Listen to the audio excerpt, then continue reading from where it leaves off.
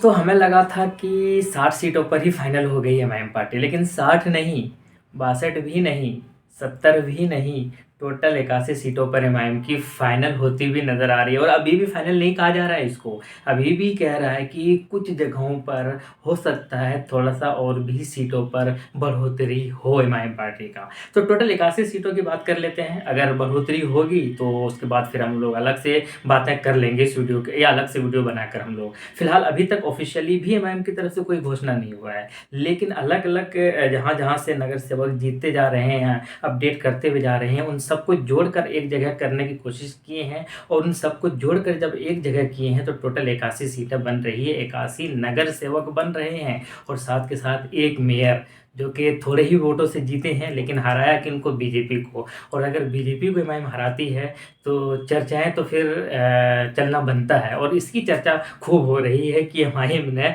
BJP के जो नगर अध्यक्ष बनने वाले तो उनको हरा दिया और खुद मेयर बन गए।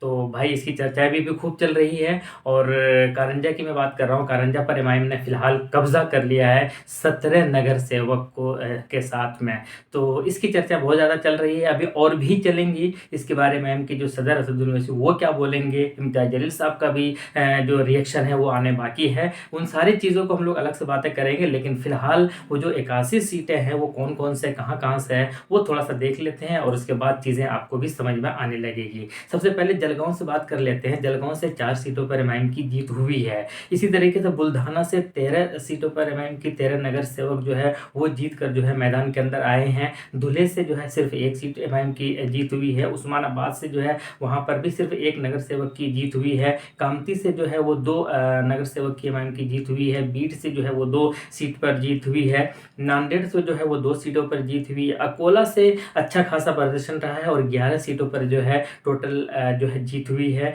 इसी तरीके से यवतमाल से जो है वो 7 सीटों पर जीत हुई है। कारंजा से 17 सीटों पर जीत हुई है। साथ के साथ एक मेयर और एक नगर अध्यक्ष जो है उनकी जीत हुई है। तो कुल मिलाकर सबसे तगड़ा और ज़बरदस्त प्रदर्शन जो है वो कारंजा से निकल कर आया है। इसके अलावा जो है नंदुरबार से जो है 4 सीट पर जीत हुई है। उदगिर से जो है वो 2 सीट पर जीत हुई है। मंगलपीर से जो है वो 3 सीट पर जीत हुई है। वाशिम से जो है वो 5 सीट पर जीत हुई है। और अमरावती से जो है वो 7 सीटों पर जीत हुई है। तो टोटल इस तरीके से अगर मिला दिया जाए, ओवरऑल अगर सबको जोड़ा जाए, ऐड किया जाए, तो भाई वो 81 सीटें बनती है। और जहाँ पर एक जगह एक बार सोचा जा रहा था कि टोटल 75 सीट के आसपास भी अगर एमआईएम जीत जाती है तो बहुत बड़ा जो है अचीवमेंट होगा, बहुत बड़ी कामयाबी होगी। लेकिन टोटल 160 सीटों पर एमआईएम ने अपना उम्मीदवार उतारे थे मैदान के अंदर, और उस वक्त भी कहा गया था कि और ज़्यादा उम्मीदवारों को उतारना चाहिए। लेकिन एमआईएम का वही कहना है कि हमें अपनी भी जीतनी है, अपने भी उम्मीदवारों को जिताना है, और साथ के साथ बीजेपी को भी रोकना है।